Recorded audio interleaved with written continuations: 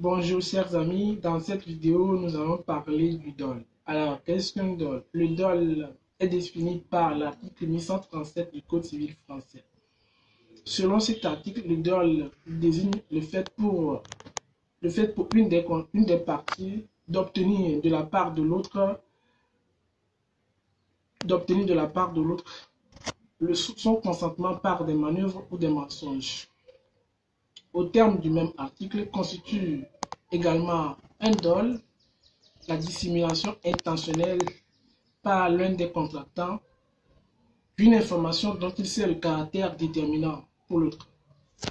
Comme les autres vices du consentement, le dol vicie le consentement lorsqu'il est de telle nature que sans lui, l'une des parties n'aurait pas contracté ou aurait contracté à des conditions substantiellement différentes. Alors, les éléments constitutifs du dol sont l'aspect délictuel et l'aspect psychologique. L'aspect délictuel résulte du fait que le dol est un acte de déloyauté. La victime peut donc en demander réparation sur le fondement de l'article 1240 du Code civil français.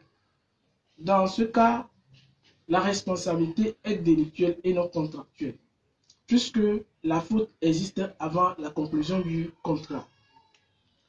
Donc, l'aspect délictuel suppose donc la réunion de deux conditions, voilà, de deux éléments, à savoir un élément matériel et un élément intentionnel.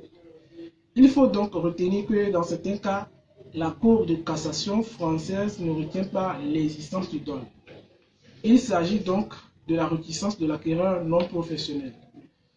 La Cour de cassation a donc décidé dans le célèbre arrêt Balbus de la 3e chambre civile de la Cour de cassation du 3 mai 2000 que le silence de l'acquéreur non professionnel ne constitue pas un dol. Le silence de l'acquéreur non professionnel sur la valeur du bien vendu ne constitue pas un dol. Elle a donc validé le contrat. Donc, en matière du dol, toutes les erreurs sont admises. Exemple, l'erreur sur la valeur de la chose n'est pas en principe une cause de nullité du contrat. Mais lorsque cette erreur est provoquée par un dol, elle devient donc une cause de nullité du contrat. Donc l'arrêt de la 3e chambre civile de la Cour de cassation en date du 21 février 2001 en est une parfaite illustration. L'erreur sur les motifs n'est pas en principe une cause de nullité. Mais lorsque cette erreur est provoquée par un dol, elle devient une cause de nullité. Merci.